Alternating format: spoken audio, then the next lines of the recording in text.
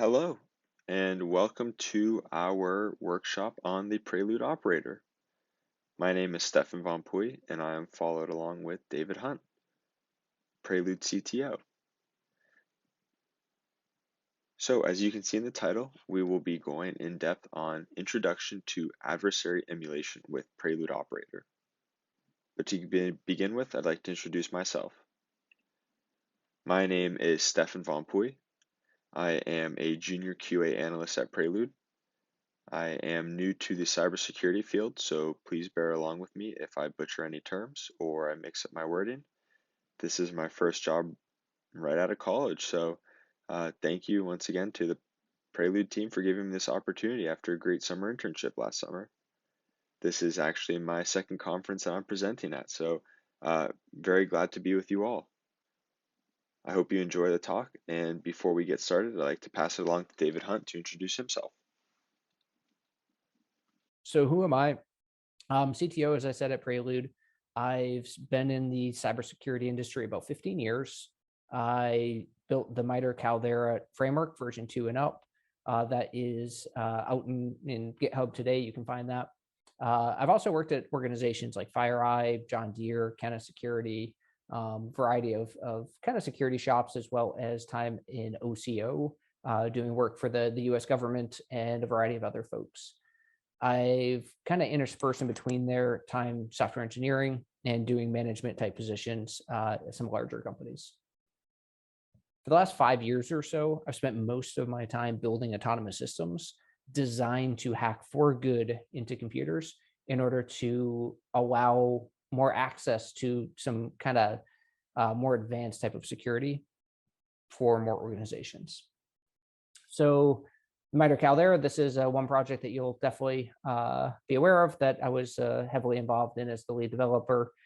This is a free autonomous C2 framework. This was designed primarily with research in mind. There's actually a slide coming up on this. The process was to identify decision-making logic and to figure out how adversaries may make those decisions in the field in order to replicate that for autonomous programs for good in the future. That led to a lot of the work that I'm currently doing on the Prelude Operator platform. And this is a free autonomous C2 framework, same as Caldera. This one is designed for production use. This is a kind of a full-fledged red and purple team product for free.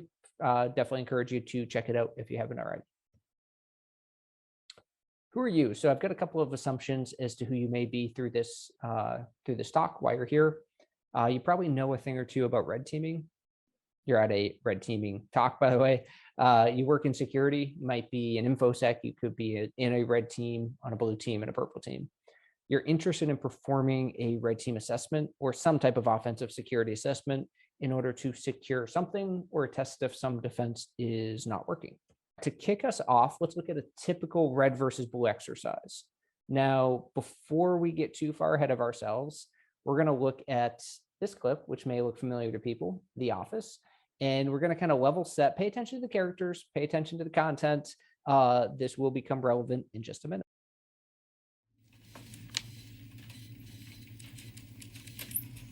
Uh-oh. Okay, nobody panic. Listen up. Everyone, follow me to the shelter. We've got enough food for 14 days. After that, we have a difficult conversation. My bad. Space heater and fan were both on high, plugged into the same outlet, so... It's saying the server went down. Does anybody know that password? Because otherwise we can't do any work. Try password. Nope. Try 0000000. No. Okay, now try 0000001. Okay, I'm not doing every number. Wait, does anyone remember when it was set up? It was like 8 years ago. Lord of the Rings stuff? I don't know, I'm just trying to think of things that were happening at the time. Everyone was getting their driver's license. Why don't we just call the IT guy who set it up? What's the name of the guy in the glasses again? Okay, moving backwards, our IT guys have been glasses, turban, ear hair, fatty 3, shorts, fatty 2, lozenge, and fatso. I think lozenge is the one who installed it. I got it. Try, You know what? It made me laugh when I heard it, but Pam got really offended. Big boobs. drama queen, nosy. You're typing big boobs? I'm trying everything. Try big boobs with a Z. That's the password. We're in. All right. Wow. Yes. The important thing is, this kept us secure, people. All right. Now that was actually relevant to this talk, I promise. So as we look at a red team engagement or assessment, we're actually going to use Dunder Mifflin Paper Company as our sample company to attack. So obviously this is attacking for good. We want to flesh out any security issues that Dunder Mifflin may be facing that they're unaware of. And so to attack Dunder Mifflin, to kind of play out what does a red team look like? What does a red team assessment or exercise actually look like? We first are going to look at the blueprint. Now, actually, a lot of times in a red team assessment, you may start with a blueprint just like this of a physical location. You may start with the blueprint of a network.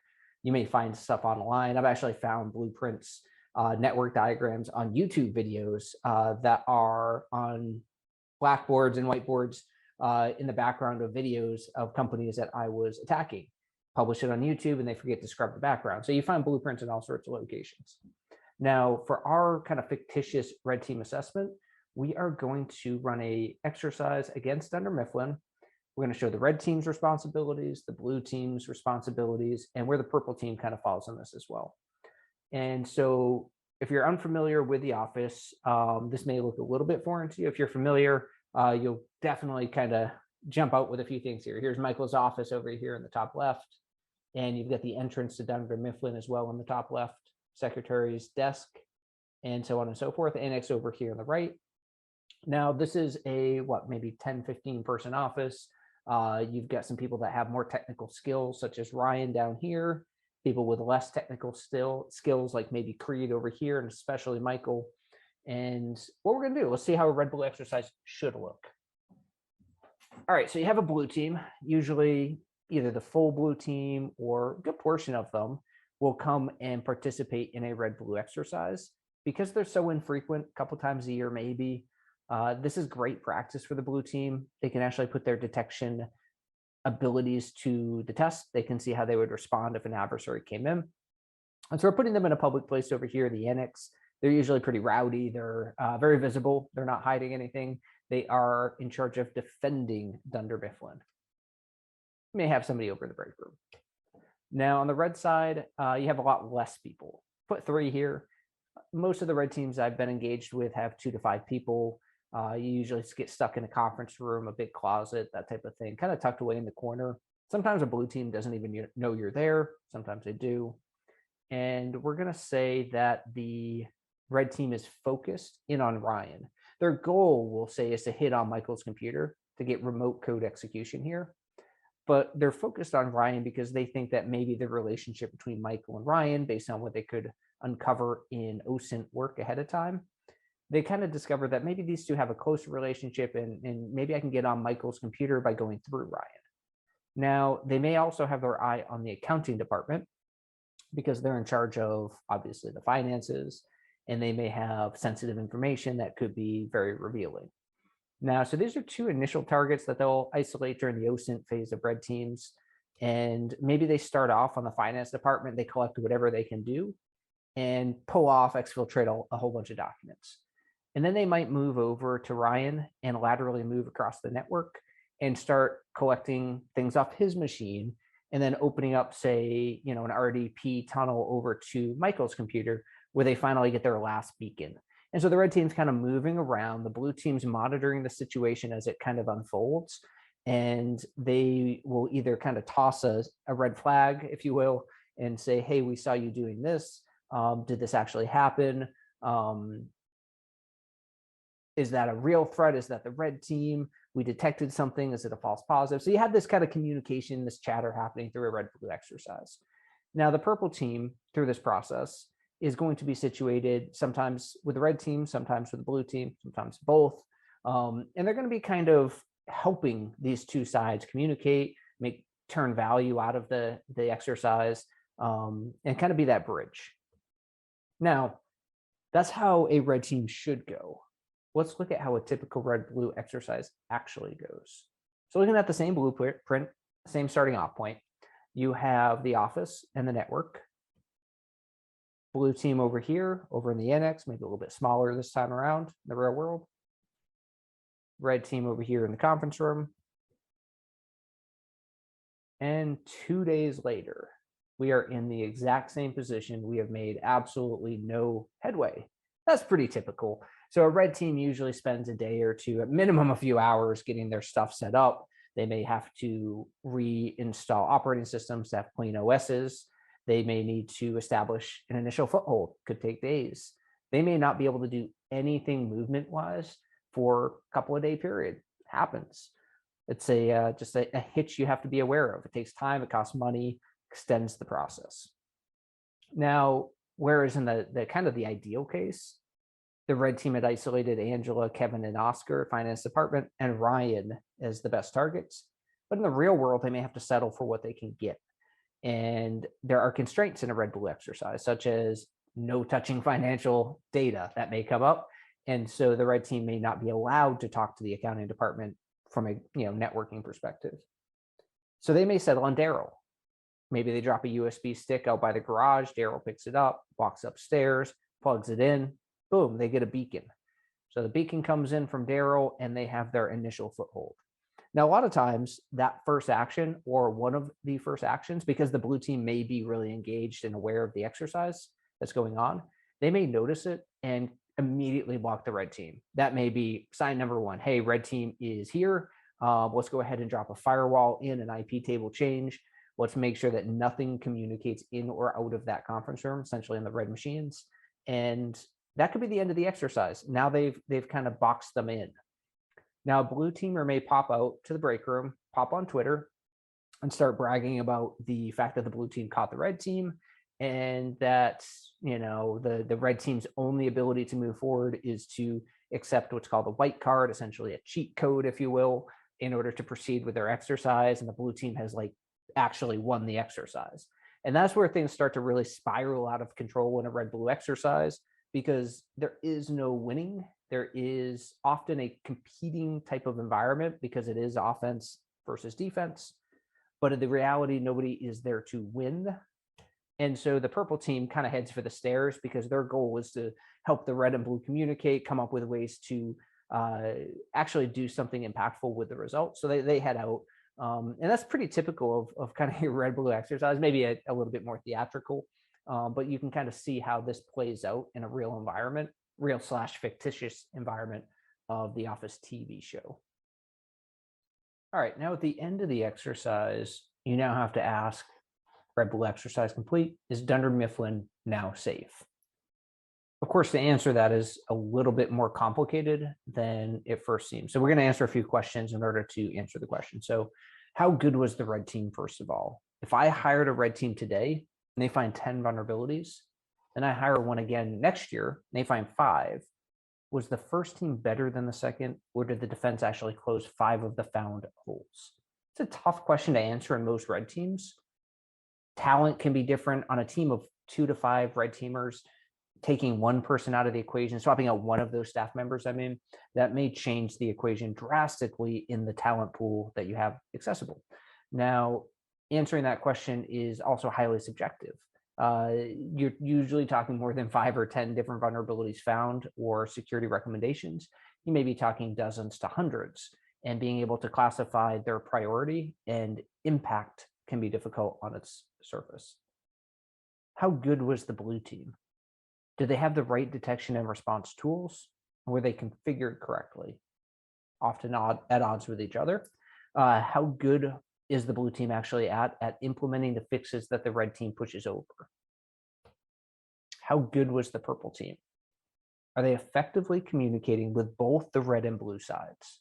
Are they capable of performing red actions, but also capable of being able to portray that to the blue team in terms of prioritization? That leads me to what I hope is the main point of this talk today, which is the point of offensive security is to gain awareness of your vulnerabilities, your threats, and your risks, communicate that insight to your leadership, and improve your security posture. A Red Bull exercise is not a game, it's not a competition. It is fun for sure, but the goal here is to treat it as what it is, advanced security that is able to open up your eyes and provide awareness as to what your problems are. Then there was automation. What we've talked about to date is kind of the red team process as it looks today. When you run a Red Bull exercise, you're usually at a large organization, enterprise likely, maybe government, places that can actually afford to pay for the time and cost that a Red Bull exercise contains. So back in, call it 2015, MITRE started a research project called Caldera. And this is all based around a research paper that you can read about online. It's on the topic of automated adversary emulation and the planning and decision-making process that goes into it. MITRE published this maybe in 2015, 2016 time period. Like I said, you can find it online. The whole gist of it is adversary reasoning. How can you make decisions when inside of a network the same way an adversary would, and learn how to link them and chain them and plan over them in order to automate the red team process, so you can take offensive security and make it not necessarily a manual only process, but maybe convert it into something semi-autonomous or fully autonomous one day. All R&D, heavy R&D. I definitely encourage you to check it out. And you can kind of break it down as these 1, 2, 3. How do you reason like an adversary? How do you take a limited knowledge store? Essentially, what do you know how to do TTP-wise and attack-wise? And then how do you apply it? How do you take those two things, mix them together, and perform an autonomous attack? This is the basis for the Caldera project. And you'll read lots about that online. So taking that whole concept of making human decisions, this can be taken out of the cyber range. We'll go back into cyber in a second, but let's take a step out into something even more simplistic, which is human decisions. And let's say we wake up, we're on the left-hand side, and our goal is to get to the right-hand side. We want to drive to work. Now, to get from point A to point B, we need to move across this diagram. The red square represents a square we cannot do until we satisfy a dependency. So to walk the dog, we need to put clothes on. We cannot walk the dog in my neighborhood unless we put clothes on first. So therefore, we have a dependency on that one. So when I wake up, I can either eat breakfast or I can hit snooze. Cannot walk the dog. So if I hit snooze, I'm going back to sleep. That's not going to get me closer to work. So go back to the beginning. If I eat breakfast, that will then lead me to the ability to put clothes on for my third decision or my second decision. Putting clothes on now satisfies my dependency for walking the dog, which then I can jump a state and try to go for a run. That's not going to get me any closer to getting to work. So head back to walk the dog. My next jump could be to get in the car, which allows me then to drive to work. And so this is the process. Think of this as a decision tree, where you have a set of decisions in front of you. Some have dependencies on other decisions being complete. You have an initial state and you have a final goal state. Now, what I just described is actually called a finite state machine. Yes, it's math. The classic example for a finite state machine is the subway turnstile. There's two states in a turnstile: locked, unlocked. Pretty simple. That's why it's the classic example. When you put a coin into the turnstile and you push, you're changing states. You're moving from a locked state to an unlocked state. And once you perform the action, perform the transfer, you are back in the original state. Now, this is a finite state machine because there are only two states, hence finite. And you're in either one state, the other state, or in a period of transition between them. It's the same process we talked about with our human decisions, but we're going to overlay a state machine and see what it looks like. In our example, we had 5 states. As we worked our way across, we were able to go forward, backward, satisfy dependencies that opened up new states. There's no order here. It's not linear necessarily. It could be. But that's the process. We completed a finite state machine. Now, to attach a little bit of cyber to this, throw a little bit of cyber on there, if you will. we're going to look at the Cyberkill chain. I like using the MITRE attack framework. I worked at MITRE. I think it is a great common language for people to use in the industry. And so we're going to look at the kill chain and identify what our states may be. So you have tactics such as persistence. You have techniques such as T1037. And you have procedures such as this given one for persistence. So TTP. In this example, I like using tactics as the states. So you may have a dozen or more potential states. Each one of those may have techniques, which you may use as states as well, creating essentially a layered or multi-level finite state machine that you can use for performing decision logic at scale.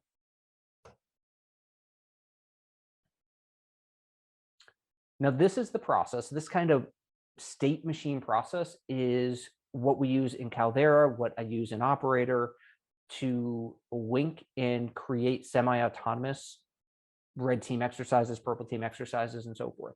So let's look at what this actually, let's look at a real life example, how to hack computers. And we're gonna say this is us performing a red team assessment. We're all shady in this example, we're in the hood, and we're sitting behind our command and control center. From here, our C2 is connected to our TTP database. This is our stockpile of attacks, our TTPs, our payloads, our binaries, our essentially safe malware to run. This is all of our stuff.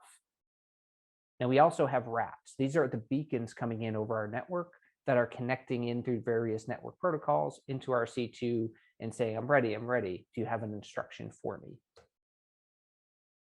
In our example, our goal is going to be to steal important files. Now, to do that, we may have to first find them, then create a staging directory where we plan on putting them, then stage them, in other words, we copy them from one place to the next, compress that directory that we created, and then finally exfiltrate the stage directory out of the network and onto our computer to the C2. Now, the challenge in an autonomous sense is how do you take the arbitrary text output and use it to create the input for the next decision?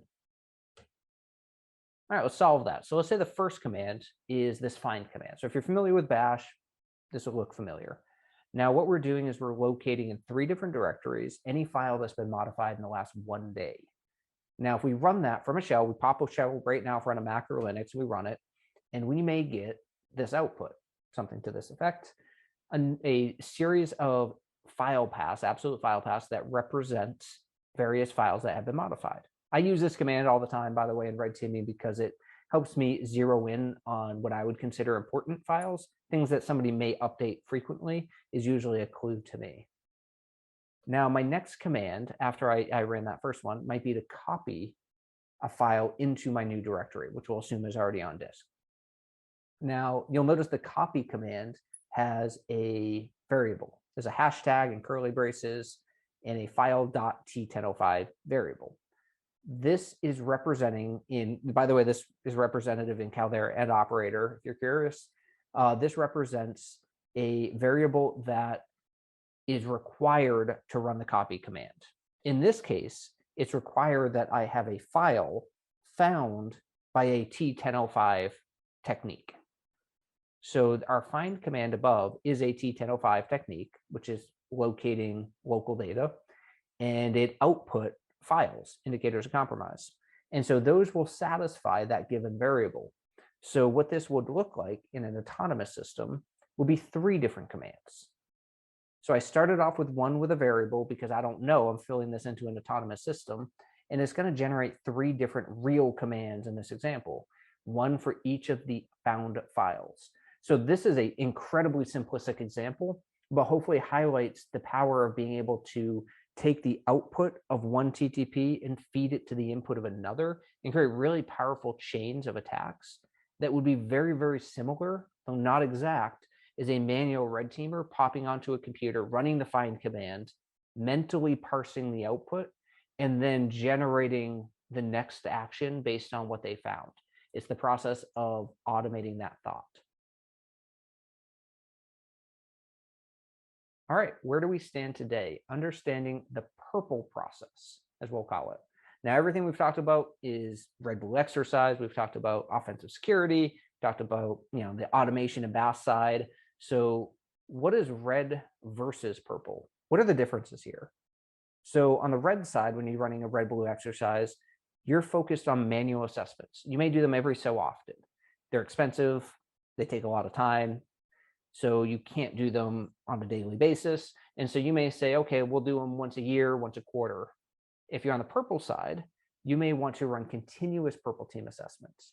Now, in a purple team, you're aiming for running a red team assessment essentially over an API, over something like a CI or Jenkins pipeline, something like a BAS system or a Caldera or an operator. And so you're hooking something up automated. And so maybe you can do it every day, every week. On the red side, you're going to be less worried about, or sorry, on the red side, you're going to be more worried about noise level, because on the red side, you're doing manual work. You may do initial access, and part of the manual stuff that you're doing is to see if the blue team can detect your presence or your ability to get into the network. The purple side, in a lot of cases, you're at a post compromised state, and you're not as worried about noise level, especially on the initial access side. You're more worried about the TTPs you're running on a one-by-one basis, and can the blue team detect each one of those actions? It's almost like an act-react type of environment. On the red side, you might use manual to semi-autonomous tools, things like Cobalt Strike, Operator, Metasploit, variety of port scanners, fuzzers, that type of thing. You may have a significant toolbox of tools.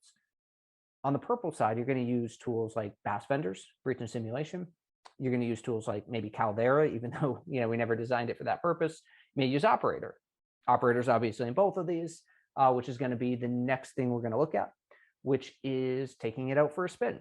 So in this example, I kind of want to highlight what it looks like on the ground in a very simplistic, one-off localized set of what does a red team exercise look like from a red team perspective. And then what does a red blue exercise look like from that more purple blue standpoint? And what does it feel like? I like putting a tangible feel on it. So let's go take a look at that. All right, now let's take a look at what the process for red teaming and purple teaming might look like in the field. So we're going to start off here in Operator at the home screen, and we're going to treat this as a red team operation. And so the first thing we're going to do is we're going to locate agents.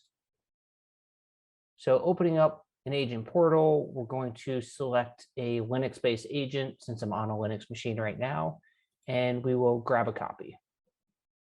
All right, downloaded that. That drops into the temp directory by default. So I'm going to open up a shell,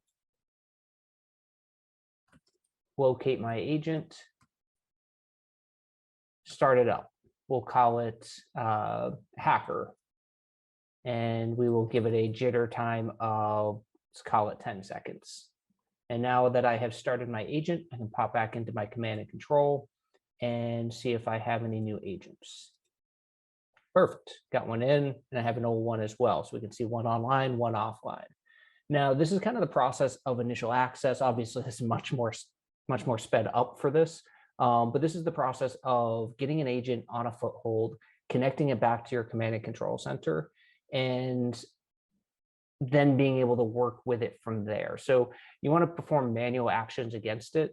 In this case, I connected an agent over TCP, click over into it. I could connect over HTTP. I may pick a custom protocol in my manual assessment because I'm trying to get around a constraint that the environment has for me. It may block all HTTP traffic, so I may pop over to DNS. And so it's kind of a little bit of a cat and mouse game where on the offensive side, I'm trying to work around what I think the defense has and using essentially my muscle memory of what I know how to do with my own kind of personal skill set as well. First thing you do in that red team assessment, you drop the initial access, you get your beacon back, you gain control. So now I have remote code execution, RCE, against my initial foothold. Now from here, I might pop a reverse shell. It's a typical thing. So we'll go ahead and run that. And this will attempt to gather a connection to that computer in order to connect to auth. I may try to switch around some of my configurations, such as my encryption keys, my jitter times, and so forth.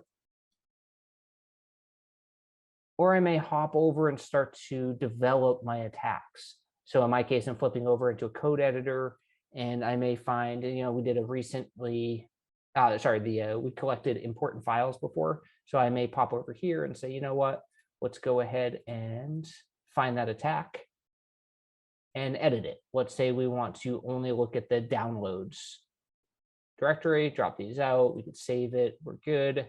And I may want to run attacks from here.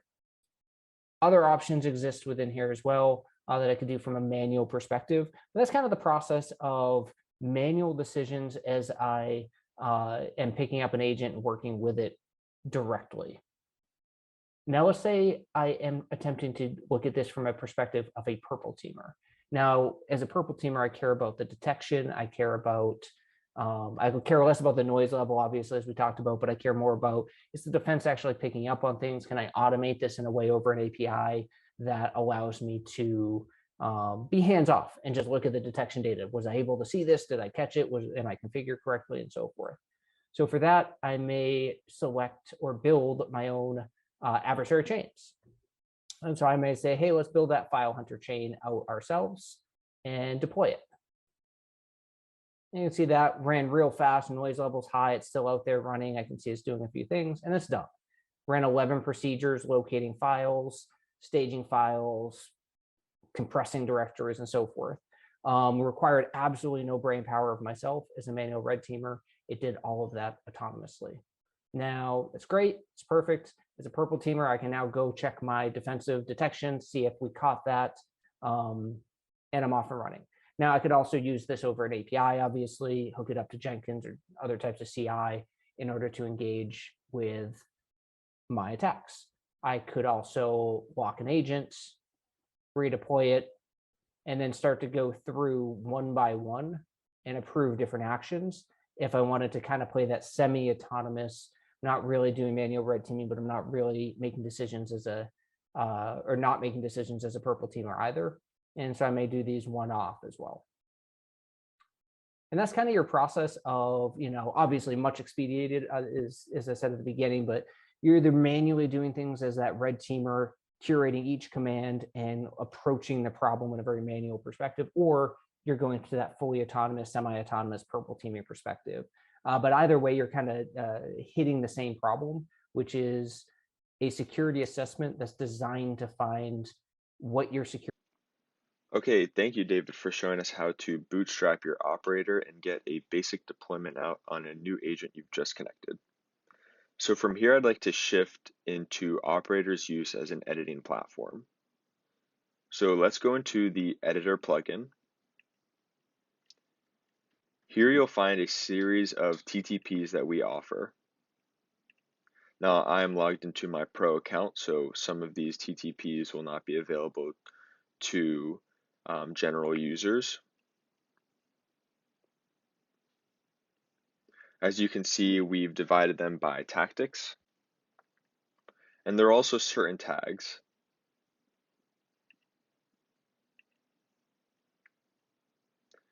Now what I want to do is I want to go into how you can customize the TTPs we offer and also create one yourself. So let's look here, this TTP, find recent files. This TTP is a part of a greater chain called File Hunter, which we can take a look at now.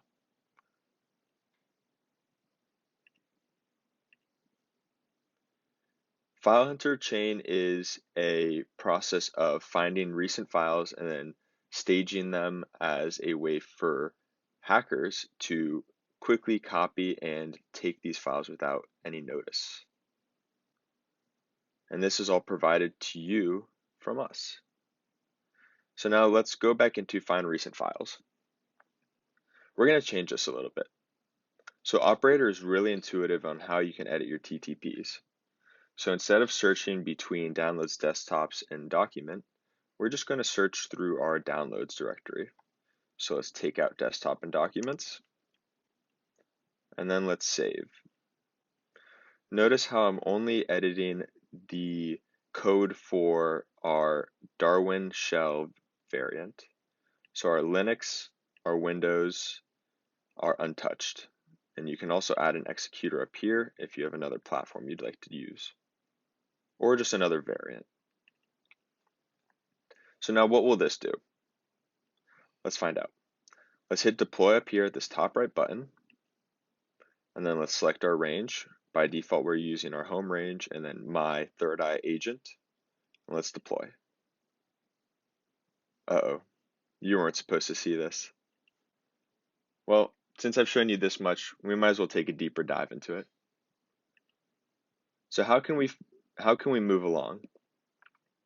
So let's create a new TTP. So on the right side, let's hit this plus button. The platform where you're going to use is Darwin.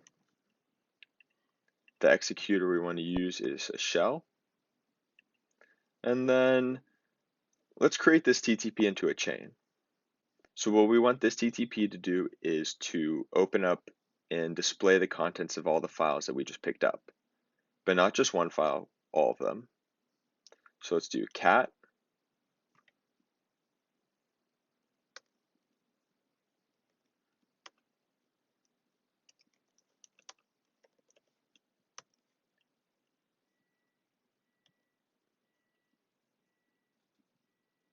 oops, there we go. So you may be wondering what this means. Well, Operator supports a key value system. So whatever we grab here, find recent files, or T1005, will output itself as a file. So with that custom fact, we can chain our TTPs together. So by putting file.t1005, it will look for the output of contents from find recent files. And this is the syntaxing we use with an operator. So now let's continue finishing our TTP. We'll give it a name, cat demo. The description, this will cat the contents of a file.t1005 dependency.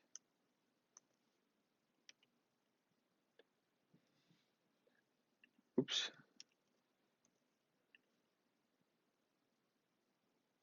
Hopefully none of you are grammar freaks. And then author, I'll put part of my last name, Wamp. As a tactic, we will just do a basic, it doesn't really matter for in this case, but we'll just do a collection and then,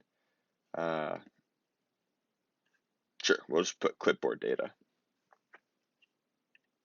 And then let's save. And as you can see, the dependencies here.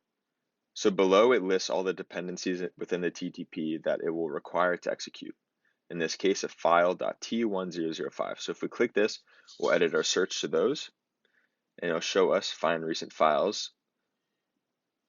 Within here, it'll say expected output and show that our dependency that we need in our previous cat demo will be outputted within the find recent files. So now let's move on to creating our chain. Let's go back to our operate section. Now that we are back in our operate section, we will create a new adversary. So here you can see the list of other chains that we offer, some big names that you may recognize. But regardless, let's create ours. So let's hit new. Let's look for our cat demo. Here it is. We'll click add. Now let's look for our find recent files. Here we go. Add that as well. Let's look at our attached TTPs. So we have both our find recent files and cat demo, both of which we will need in this chain. Now let's give our adversary a name.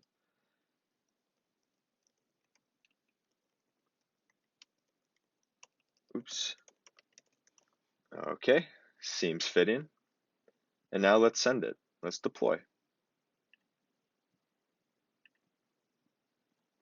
So it looks like it worked. The green dot on the end in status indicates whether it's a success or not. If it wasn't, it'd come back as a red, and then if it was still in the process of deploying, it'd be a blinking orange. But let's look at what happened. You hear that it deployed successfully. It picked up any recent files within only our downloads directory. It also included the parsed results, our custom fact that we required for our chain. And more, it also indicates what chained TTPs we can use to further improve this TTP's use. As we can see, cat demo here.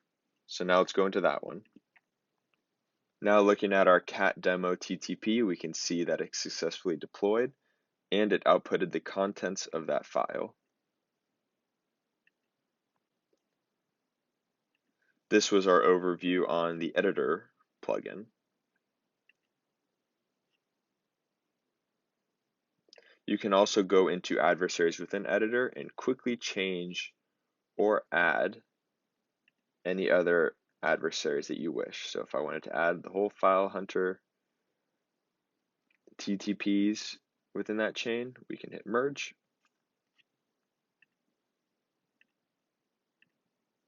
And now as we can see, we've included all those TTPs, and we can use that to stage a directory and easily copy the contents of my Elden Rings copy.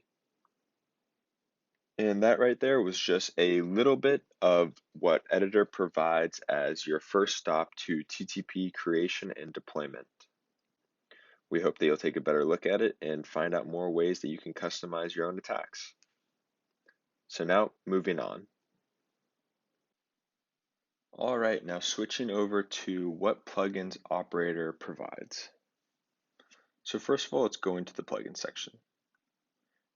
Here we can see two things: a list of available plugins for both regular and professional users, as well as this import plugin button.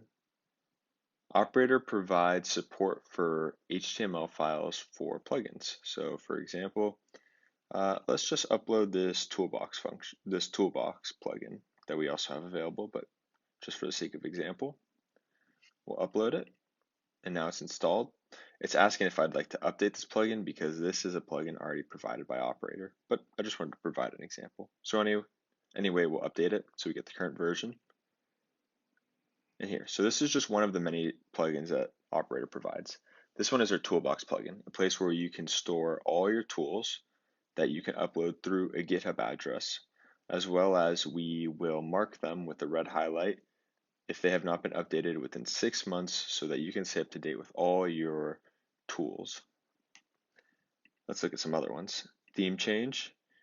Here we provide you a outlet to change your theme within Operator. So all you have to do is upload your .css file, which we provide an example for within our community repository, and you can edit that and then upload it here with absolute path, and then it will add it to your Operator. Continuing, we have our publisher plugin. Here you can forward your deployments results to any one of these different endpoints. So let's look at Discord, for example. For the Discord publisher, for example, all you have to do is add your webhooks endpoint URL, which we will do here. Apply.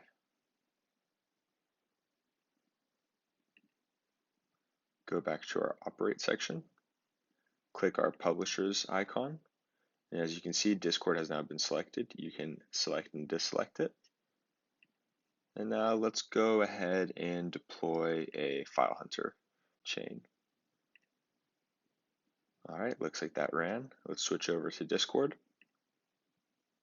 Here is our Prelude Operator server, but we're just going to go into the server that I just created. As you can see, I attached the webhook to our publisher plugin and was able to export the deployment results to this Discord server.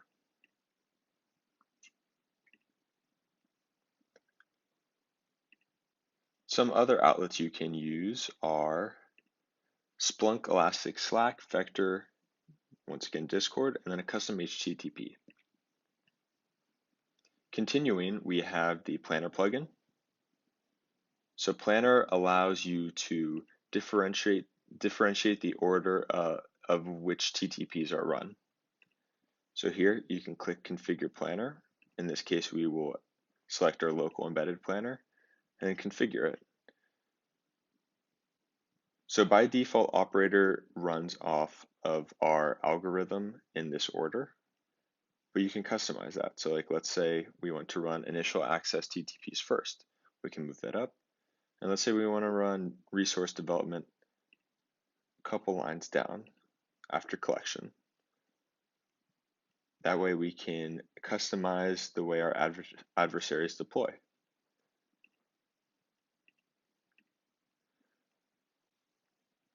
One of the last plugins I'd like to highlight is the Professional Reports plugin. Here you can manage all your deployments within Operator. As you can see, this is the greater adversary, and these are the TTPs around it. So let's go ahead and drop a couple more.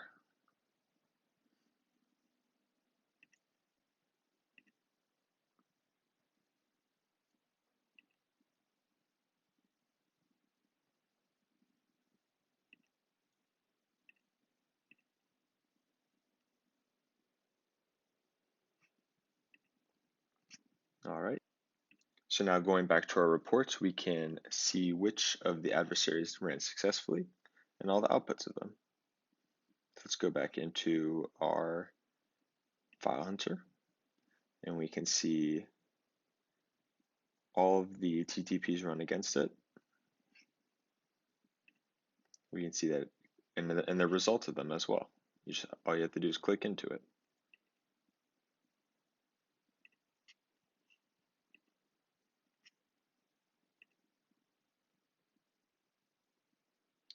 And the other three plugins that I did not cover in this time were our Navigator plugin, where you can see the MITRE ATT&CK framework and MITRE ATT&CK Navigator. Our Art plugin, where you can import atomic red team attack files, and our Sim plugin. So we've talked about how you can use Operator in both an editing and bootstrapping way. But what we haven't talked about yet is how to download it. So if you head over to prelude.org, you'll encounter our website. Here you can find a lot of resources on how Operator works, what it does, and what you can do with it.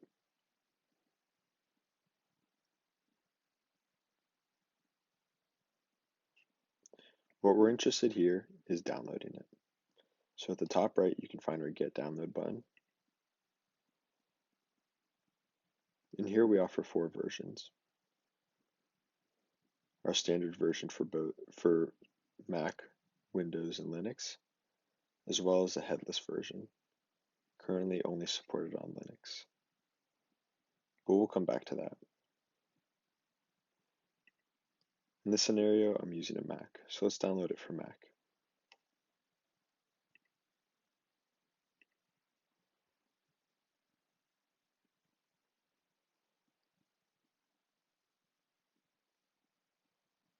Okay, once that's complete, we can install it.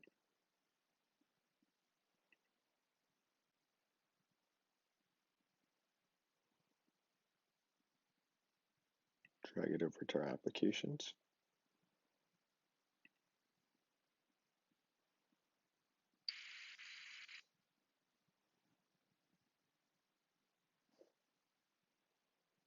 And then start.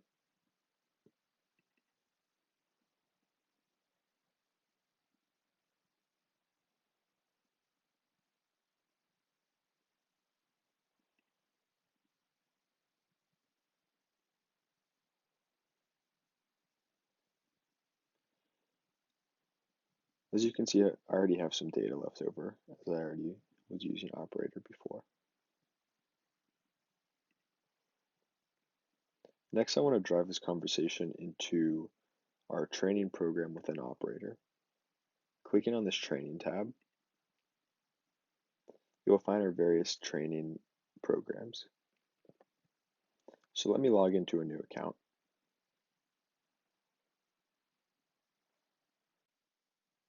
All right, now that I'm in a fresh account, I want to showcase our training program with you. So let's start off with Introduction.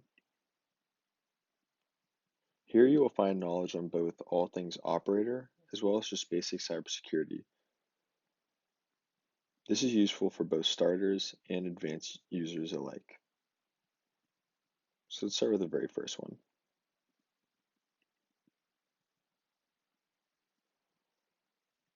Welcome to operator training. This one seems easy enough.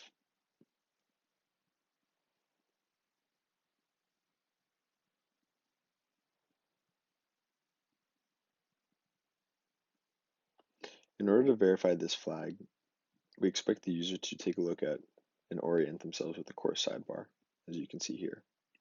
We can switch into different training flags.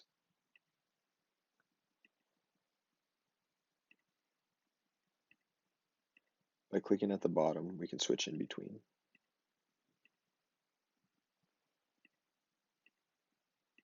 As you can see as I'm clicking along, the difficulty changes. The difficulty is scaled by user inputs and attempted tries. So the more people attempt and fail, the more difficult it becomes. Let's go back to the beginning. I think I've oriented ourselves enough, right? Before we verify, let's click at these separate boxes for additional information. Again, we can go click the gray dots to switch in between flags.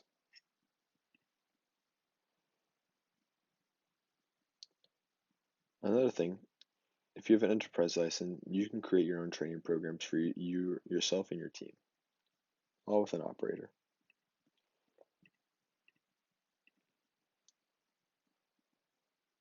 And if you haven't already, look into our pink badge. We'll take a look again. That is our 4-week course on orienting yourselves with both operator and everything cybersecurity to bootstrap yourself.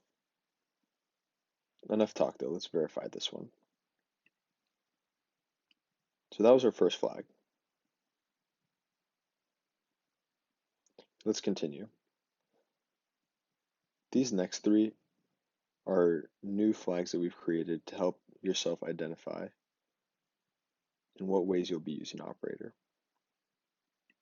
Whether you're a blue or purple teamer, a red teamer, or an InfoSec professional. As you can see, you input your answer differently here. Instead of verifying, we'll actually input.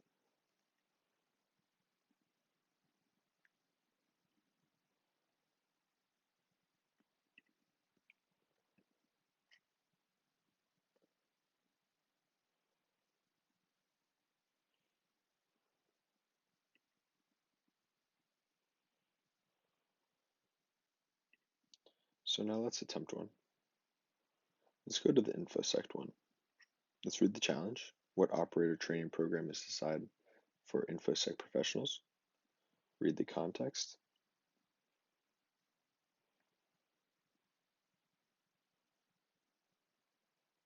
Look at any additional information we may need. Go back to the question. It's asking for a training program. So let's go back. We have introduction, pink badge, capture the flag, and attack procedures.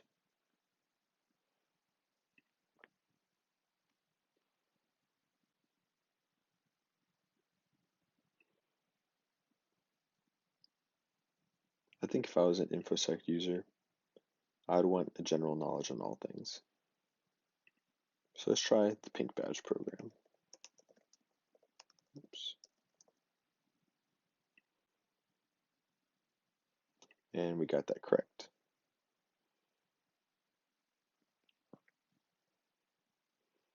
Let's continue.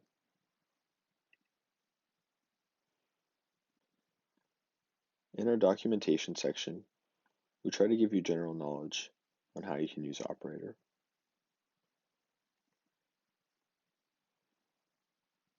Let's look at this first question. An operator, what is a group of agents called?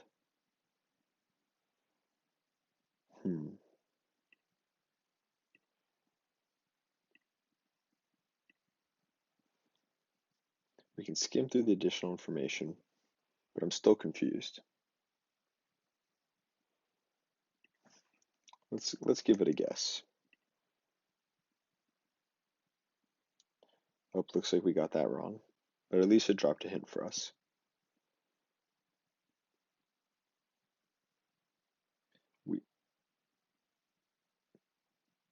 So let's look at this. Did you read the documentation about agents? No, we didn't, so let's check that out.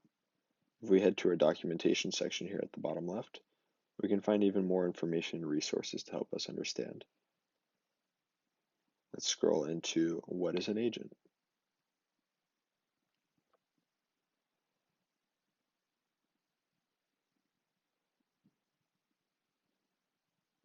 Reading through here, it looks like a group of agents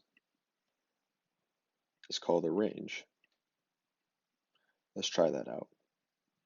Instead of having to click all the way back into train, we can actually click into our training flags here at the bottom right.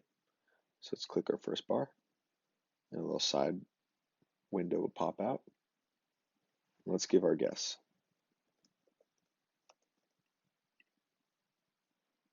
Completed. Looks like we got that one right, with difficulty medium 2. Let's continue.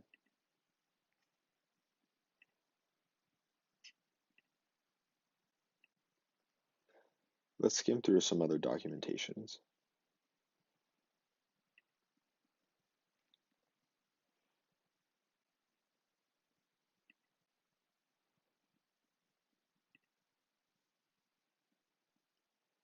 I think this one is interesting.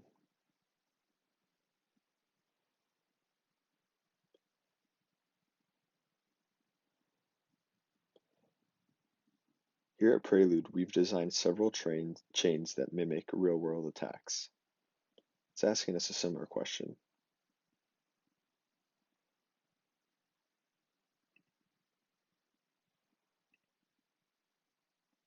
We have some other resources here,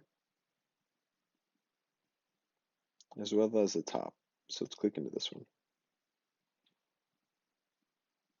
Here we have our chains.prelude.org website, where you can find real-time data and information on our latest drops of chains. So scrolling through this, we can see all available chains that mimic real-life threat actors.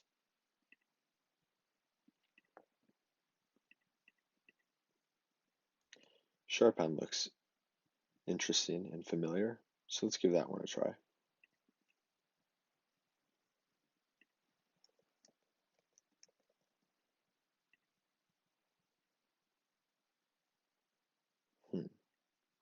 I guess that wasn't a ransomware attack in 2020.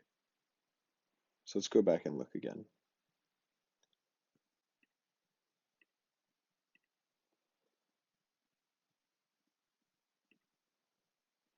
I've seen two that look familiar to what I believe was done in 2020.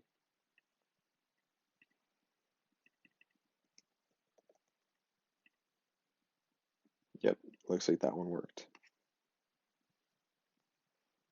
Continuing.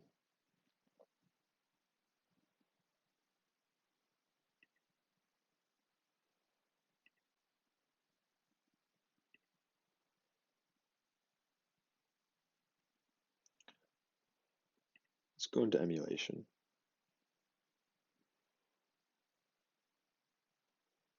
This one's asking if we can reverse shell to any NUMA agent connected over TCP. Seems easy enough. Let's do this one. Let's learn how to download NUMA, which we covered before. So let's go over, download our NUMA Darwin agent.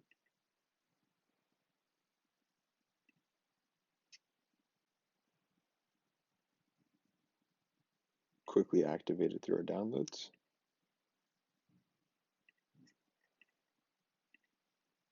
And here we go. We have our agent connected through a TCP connection, which it asked for. And now let's open up a reverse shell. So this button here at the top right will open up a reverse shell.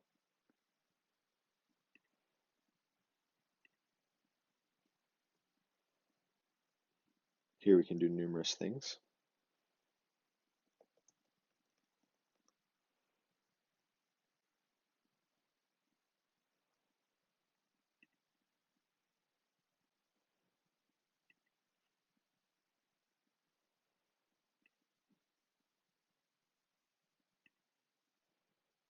And now let's go back to see if that was satisfactory.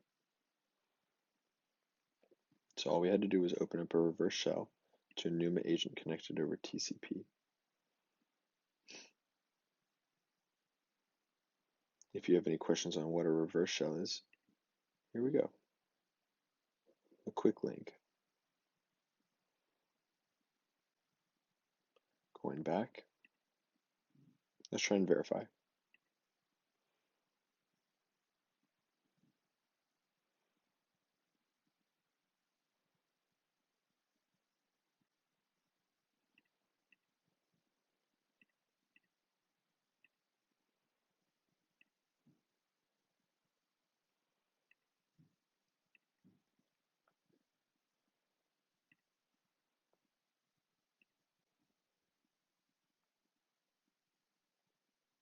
And there we go. We had to leave it open.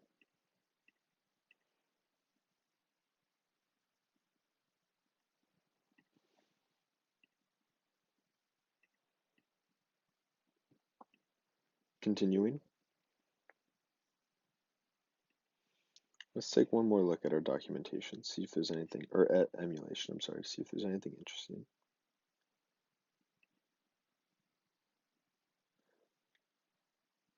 This personally is my favorite section, along with editor. Which port is being used as the default TCP listening port? Operator supports several listening ports: HTTP, TCP, UDP, and gRCP. You can find additional information below and in our linked resources. Let's take a look where we can find this. Going back to our operate section, let's click into this wireless symbol. Here we can find the default IP address and ports that we have. As we can see, our TCP port is 2323 by default. So that must be it. Let's try. We should be able to click in.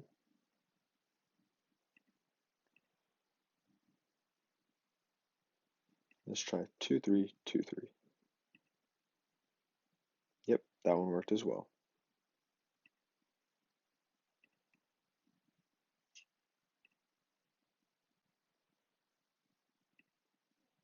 Next challenge.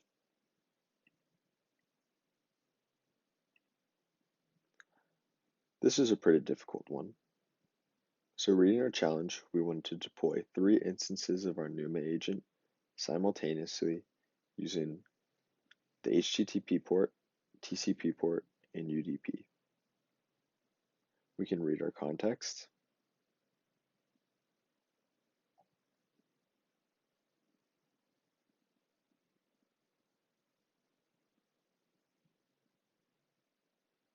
And let's click into our resource. The NUMA source code is provided in a public repository on our Prelude.org GitHub address. Here you can find information on how to launch it and edit it. As you can see here in our getting started, you can see how to launch.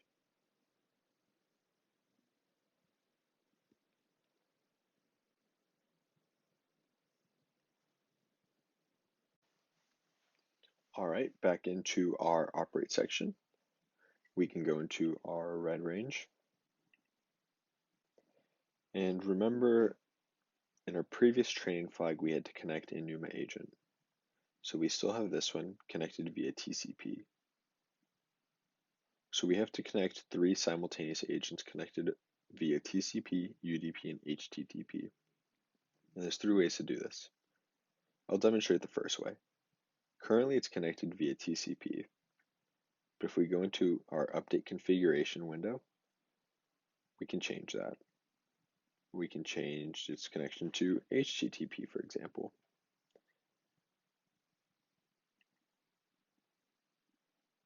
As we can see, the connection's changed. So now let's connect 2 more. Let's open up a terminal, expand it, go into our downloads directory where we downloaded the Numa agent. So let's call upon it.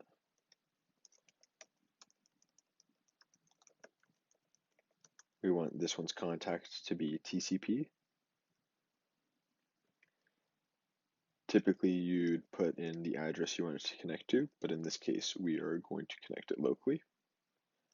So we will add a name of Fox, a sleep timer of 5 seconds, and ensure it debugs.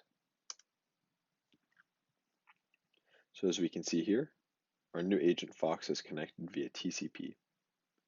So now we're 2/3 of the way done. All we have to do is add one final agent via UDP connection. So now let's activate our third agent. Call upon our Numa Darwin, contact of UDP, an address of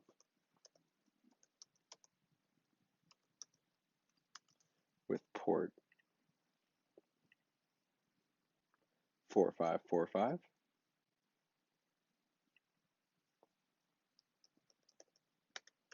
the name of YSCOM,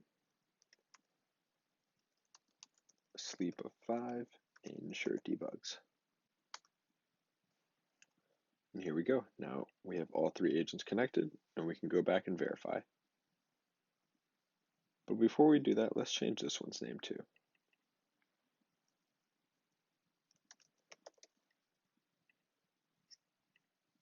No real theme, but it felt like it was an outcast.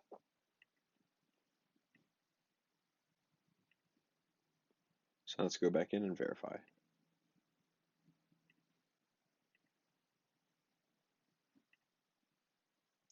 Yep, we've completed that one as well.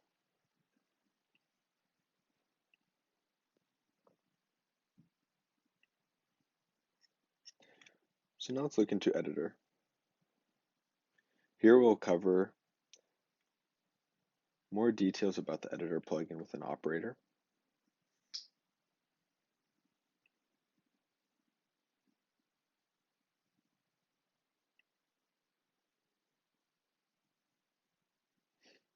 Let's do this one. Can we create a new TTP with a specific name and be a specific tactic and technique?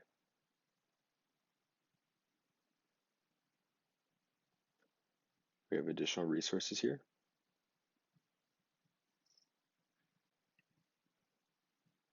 And it gives the sleep command, which we will use.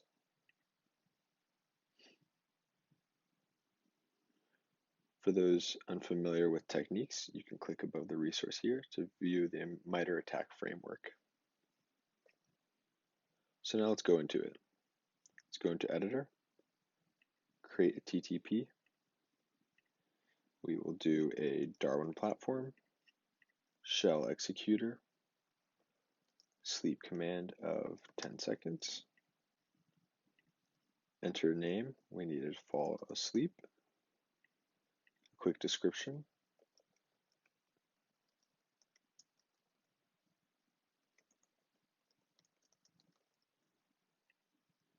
Put in an author. And now we need the tactic and technique. So once again, we can go back into our quick sidebar to refresh our memory of what we needed to name it. So we needed an execution tactic and a technique of command and scripting interpreter. So let's go in. Execution tactic.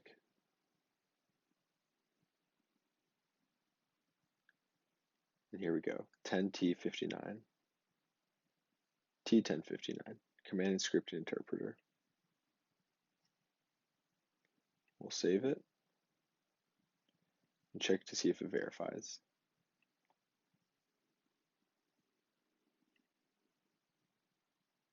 Yep, got that one completed. If you feel like you don't need a TTP anymore, you can delete it by going on this right-hand side on the sidebar and scrolling down. You can also view similar TTPs In this case, we'll delete it.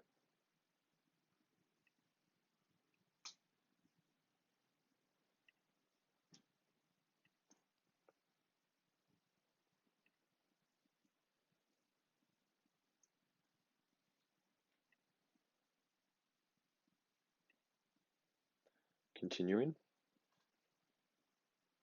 Can we create a payload? So Operator provides support for payloads. What is a payload? Well, here we go. We can read more information on it. Payloads allowed the bulk of the code to be removed within a TTP and have that specific TTP call upon that payload to activate it. We can do this through the following. I won't give you the answer on this one, but I'll show you how to do it. Back into our create TTP section. Click this package here on the right and manage our payloads. Here you can find a various amount of default community payloads. In this scenario, we'd upload a new payload and we'd create a file that goes along with what it's asking. So I believe it needed a hello file, hello.txt, with the text of it being world. And that's where you can upload it.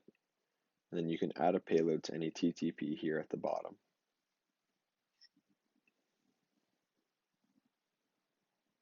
Through these outlets.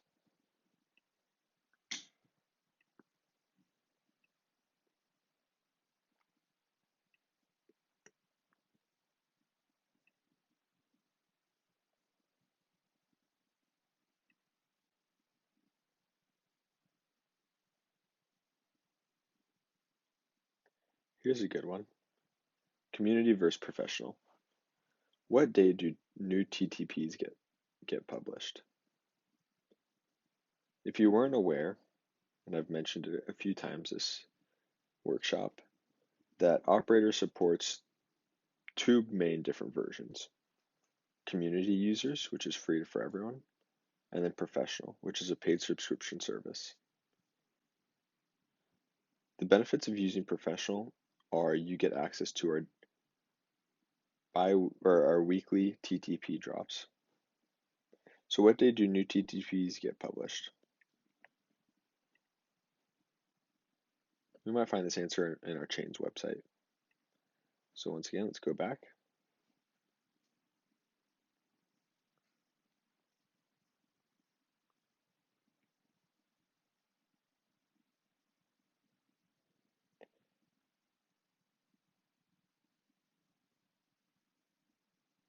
Here we can see the next chain drop counter.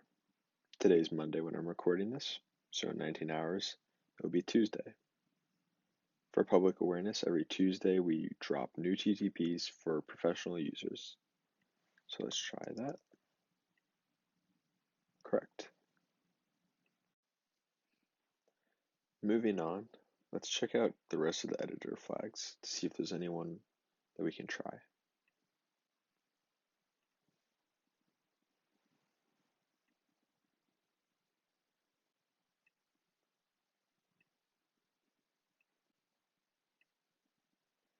Here's a quick one, modify a procedure. So what this one is asking us is to find this TTP called 1 minute sleep and change one of the executors to sleep for more than 60 seconds. We have our resources here.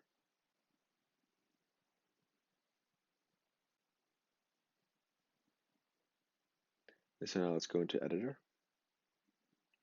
and find it, 1 min sleep.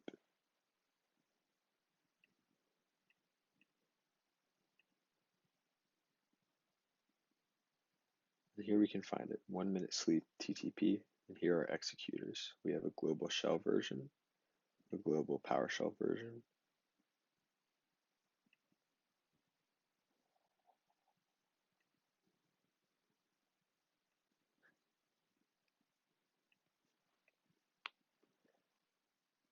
we will just edit the global shell version. So it asked us to do more than 60 seconds. Let's change it to 61. and save. As you can see, the other variants were not touched. So now let's go and try and verify. Click through.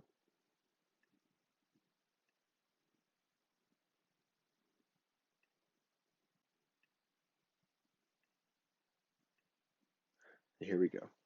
Let's try and verify. Looks like it worked. Now, if at any point you want to reset the TTPs that you've changed, you can go into your account section,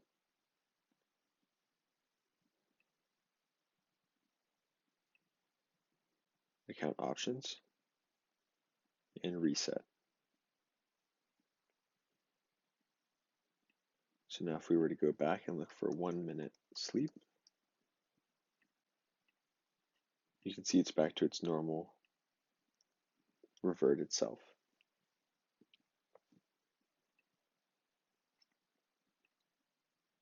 So now we've almost covered all of the introduction training flags. Let's look at the last two.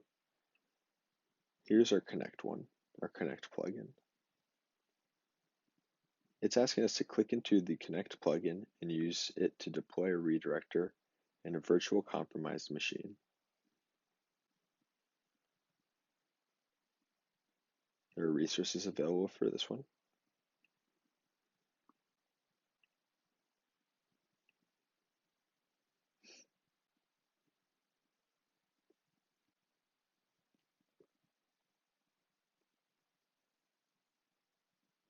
Now to get the connect plugin, it should be available. And what you can do here is you can provision either a new redirector or a virtual machine. Let's start off with the redirector. You can create or you can link a new account via two different providers, Amazon Web Services, AWS, or Google Cloud Platform.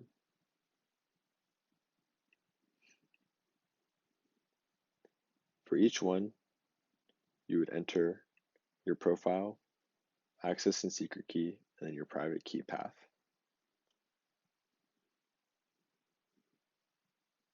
I'll do that now.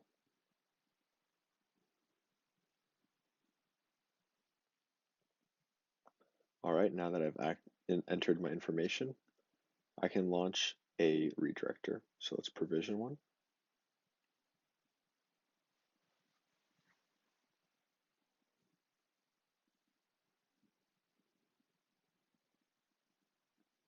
And as you can see here, it's in the process of deploying. Now this process can take up to 3 minutes. But luckily you don't have to watch that.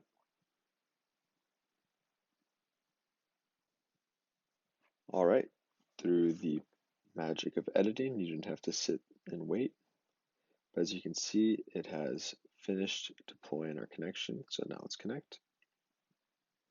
And we are connected. It lists some basic information. But let's try to provision a virtual machine now. We will select our redirector that we just deployed. And we can decide between a Linux or Windows platform. We'll just do Linux in this case. We can attach some payloads, but we will just do the basic default package. Now let's provision it.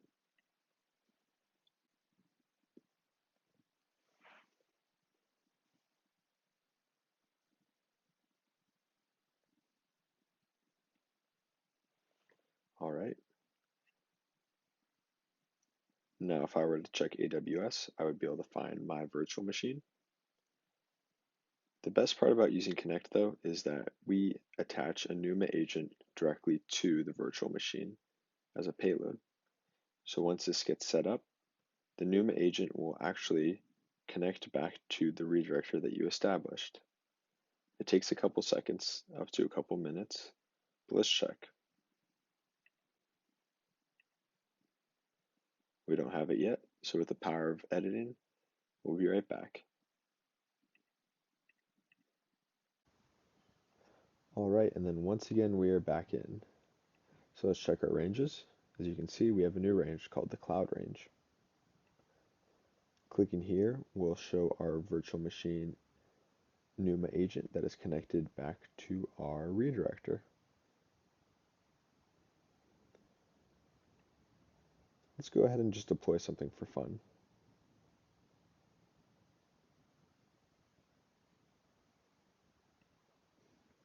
Now I'm not sure if File Hunter will work since it's a brand new virtual machine. There may not be any recent files, but let's just deploy to see.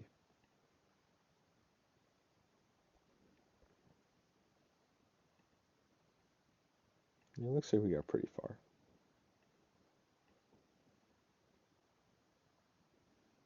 But it lagged on the home EC2 user. Oh well. Alright, now going back to our training, we can double check. Did we click into the Connect plugin and use it to deploy a redirector and virtual compromised machine? I believe we did, so we could verify it. Moving on, let's check out the final training course within Introduction, Understanding Plugins. This wants us to load the ART plugin and import the Atomic Red Team attack files.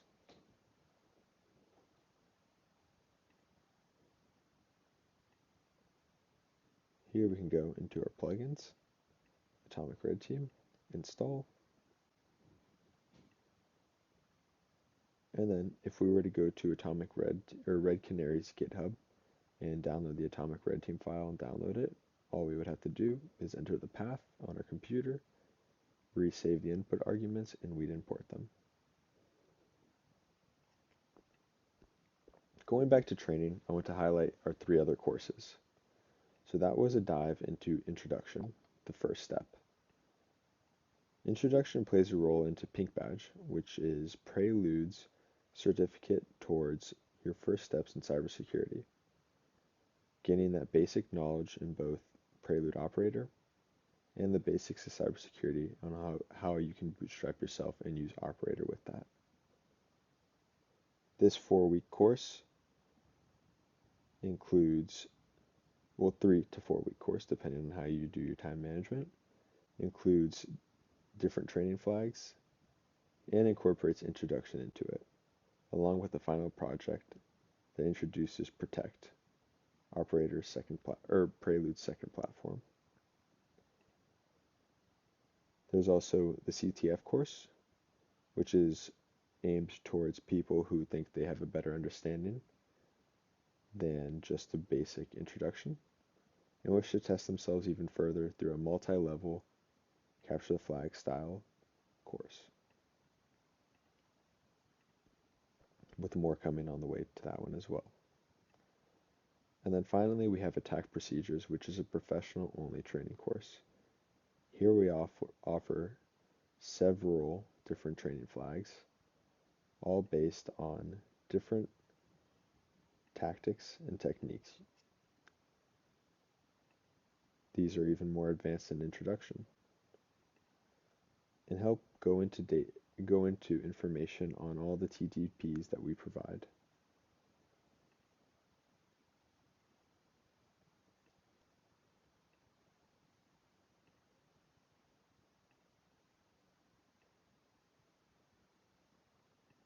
And that's training for you.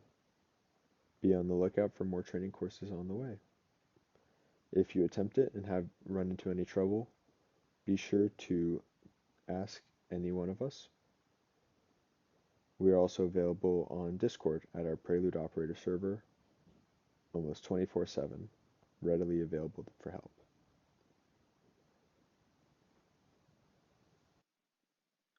So we've covered what Operator looks like with a UI. This is its normal state. But you may be wondering, is there an option for those who request a detached version that work around without having a UI?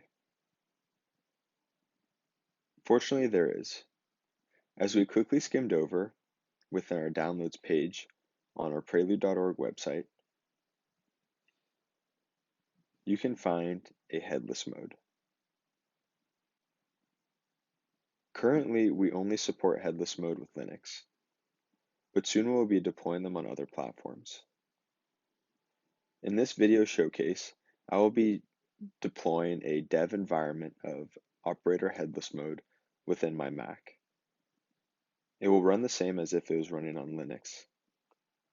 But currently, as I said, we only have Linux supported for download. Before I show you that, let's go back into our operator. Let's go into the docs section and find Operator API. Here you can find an example of how we do our API requests. As you can see, we do a fetch request, in this scenario adversary, and we're getting them. Then we deploy the results, which in this case would be the adversary ID. To make matters easier, you can use a terminal to control all API requests, as well as our local Swagger website, which we will get to in a little bit. I'm going to deploy our dev environment now and then get right back to you. Alright, now after some editing magic, I have started our dev environment for our headless API operator. So here we are within the Swagger UI for our headless mode. You can find the link to this within our docs section in operator on operator API is what it's specifically called. So what we will do here is first of all showcase all the different API function calls that we can make. This is essentially just like your normal operator instance, but without the UI.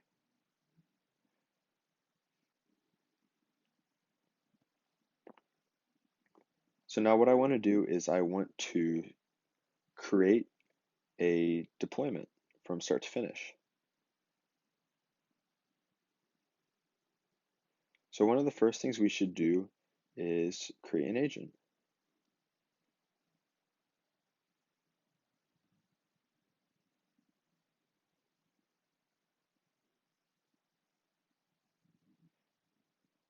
Before we do that, actually, let's create an adversary. So let's go up here to post adversary. Let's open this up and we will see the properties. All we need is a name and a list of TTPs to attach to it. So let's try it out. For the name, we'll put in YSCon. And then for the TTPs, we could manually go into our get attack endpoint and retrieve every TTP available. But since we have hundreds, that could take a little bit. So instead, let's reach out to another outsource, or let's reach out to another resource. Let's go to our community repository. This is public and available to everyone. Here we can go into TTPs and look for something that may be used here. So let's go into collection, and here we go. Our trusty friend, File Hunter, or find recent files. So let's grab its unique ID and add that. Uh-oh.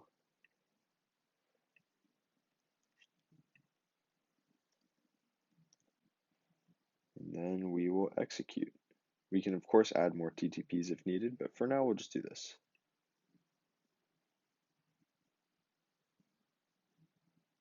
Oh, so you see this error forbidden. That is because I forgot to authorize my session. So every time you open up or launch a headless version of Operator, you will receive a code that you'll need to authorize. So I'll quickly do that now. All right, now that we're back and authorized, we can continue. So let's go back to where we left off. We are going to create an adversary. So now let's hit execute again. And you can see this time we got much better results. So we got a code 200, which means that it was successful. And here's our response. So this is our adversary ID. This will come in handy in a little bit. Now continuing. Next step to a deployment is we will need an agent. So we can do this two ways. We can create a new agent here and set up a new instruction for the agent, or we can connect an agent like we did previously and then grab it. So we're going to do the latter because we don't want to queue up a new instruction for one. So let's go into our downloads once more and connect. So now we have an agent. Let us go here and grab all existing agents.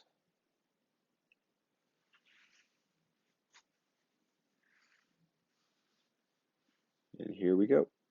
This is the agent we just connected. So now let's use all this information to schedule a deployment.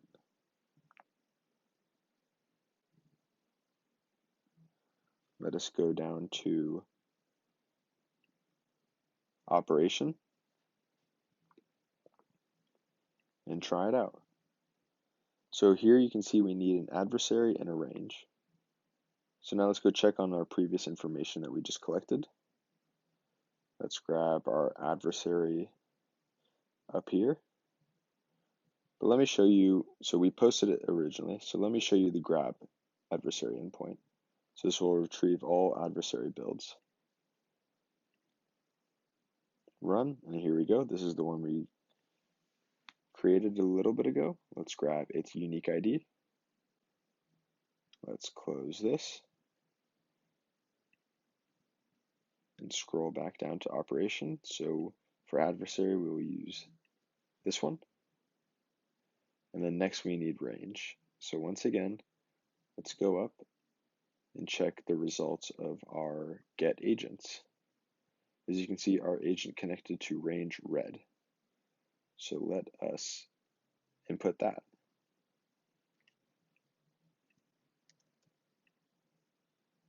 Looks like we have everything, so now let's execute. Alright, so it looks like it was successful. There are other things we can do as well.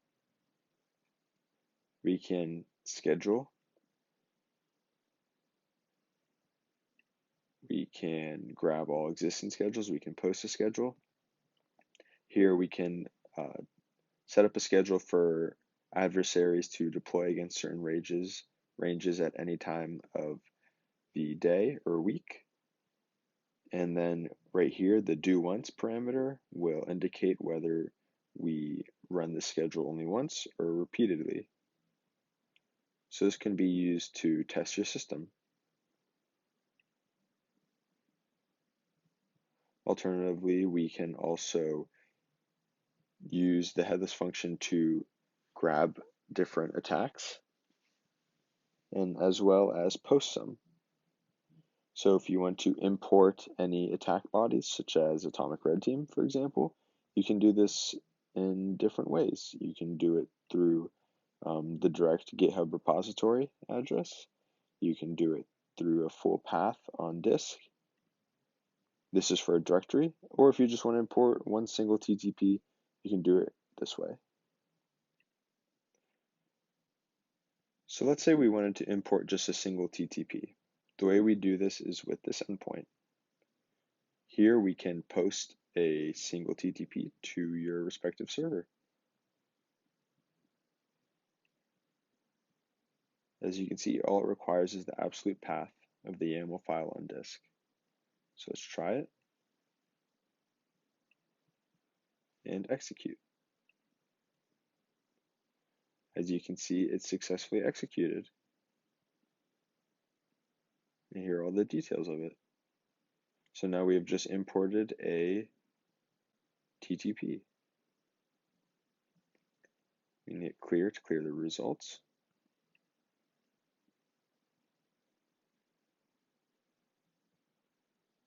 Next, what we can do is modify a pre-existing adversary.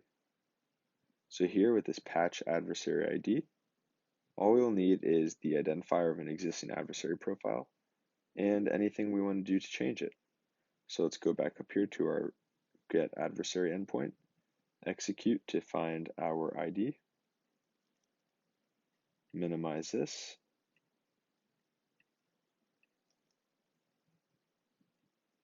And then here we'll just change its name. Change it to my name. And execute. As you can see, everything stayed the same. It still has the original identifier. It's changed the name to Stephan. And the original TTP is still present. Now let's say we want to delete an adversary. We can do that as well right here. All you need is the identifier.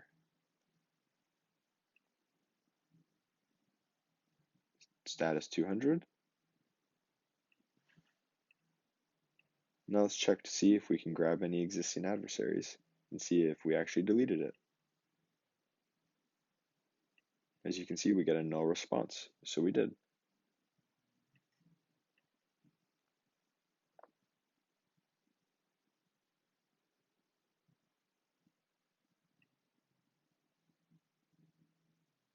There are several other endpoints as you can see. So we can get and post plant plugins. We can post a list of procedures, and through this planner decide plugin, we can see which would be next to execute based off the default operator algorithm. So if I were to input a series of TTPs here, it would list out in what order they deploy, which can help for planning attacks. Here we can retrieve all training programs and your progress within them.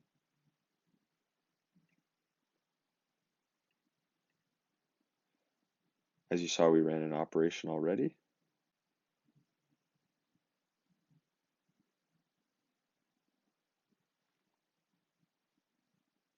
And if we were to want to retrieve that operation, we can do so right here in get.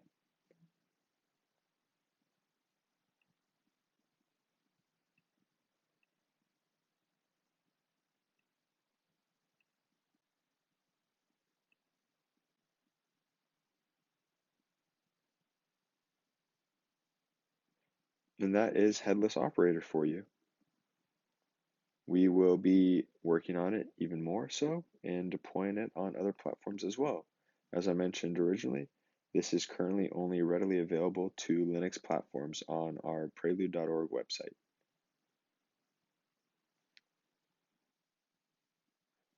I also want to highlight that all these function calls, while we are currently using them behind the Swagger UI, you can use all these endpoint calls within a terminal. So as you can see here, for example, if I were to re-execute this post adversary profile, we will get a response. And this curl response is exactly how you would input it within a terminal. All right, we are back after that quick stint of Headless Operator. So here we are in our normal UI'd instance, and I want to take the time to demonstrate two final things, both of which demonstrate how customizable and supportive Operator is. So before we do that, let's go into the docs section. And then what is an agent? Once again here, you'll find tons of information on agents that are supported through Operator. I highly suggest you take a look here.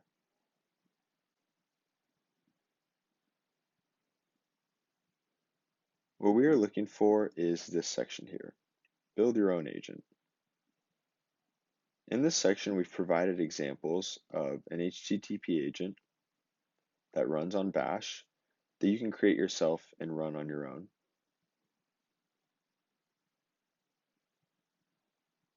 Here's all example code that goes along with it. What we want to do is take this code block right here,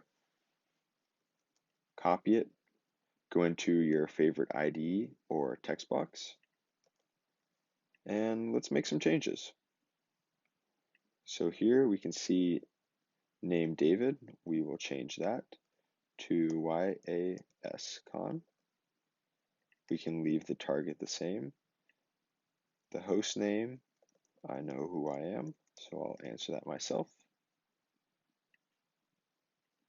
The location, this will be in downloads. Platform Darwin, executor shell, range home. The sleep of 60, we'll change that to 10 seconds. We don't need a password, so we'll delete that. And we'll leave executing and links blank. So now that we've edited it, let's copy it, go into our terminal, and let's run it. No errors, so it must have gone well. Let's check on operator. Let's go back to our operate section and see if there's a new agent. And indeed there is, connected via HTTP. Unlike the other agents that we've connected, like Numa, you can't change the contact port so easily. And finally, one last thing that I wanted to show you has to do with this importing plugin section. If we are to go into our docs once more and scroll down to the bottom, add your own plugin, you will find more information on how our plugins are supported and how you can create your own.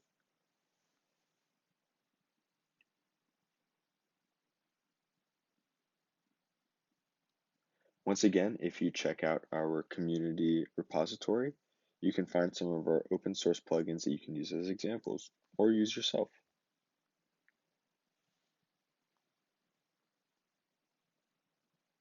So to import a plugin, first of all, it has to be an .html file. At the bottom, we have some examples of a plugin. So here is our Hello World plugin. This is our very basic plugin that you can import yourself.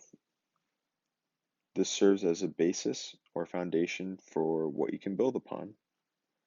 So now let's copy this and let's go back into our favorite IDE and let's input that. Let's change this name to Hello World.html.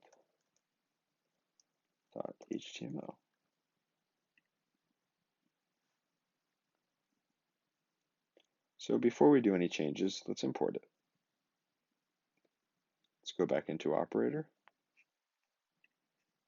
into our plugin section, import plugin.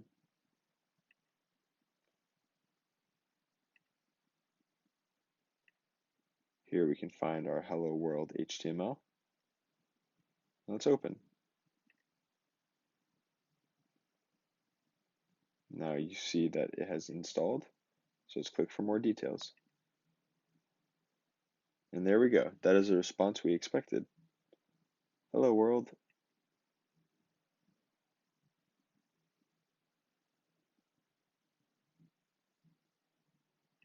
And of course, this is just the basis of our foundations of plugins. But let's change it just a little bit. Let's make one subtle change.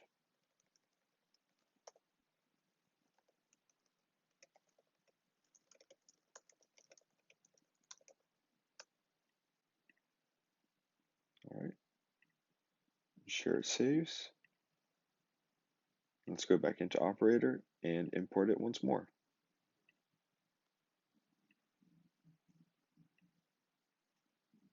And there we go. Here's our new edited version.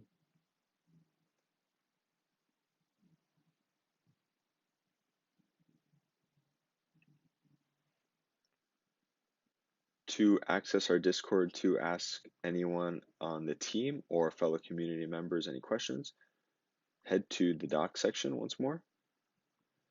On the very first page, meet the Prelude Operator, you'll find a bunch of resources for you. And here on the third one, we can find Discord server. Just follow this link and you'll be able to join the server along with all of us. We hope to see you there. Hi, I'm Stephan, the man behind the voice. So I hope you enjoyed our workshop. David and I had a lot of fun putting it together. Thank you to everyone at YSCon for inviting us, and it was a pleasure to be able to speak to all of you. We will take the rest of the time to answer any questions, so feel free to ask. As well as if you have any questions during your time with Operator, do not hesitate to join our Discord server or reach out to us personally. We look forward to seeing you, and we hope you enjoy Operator. Have a great rest of the conference.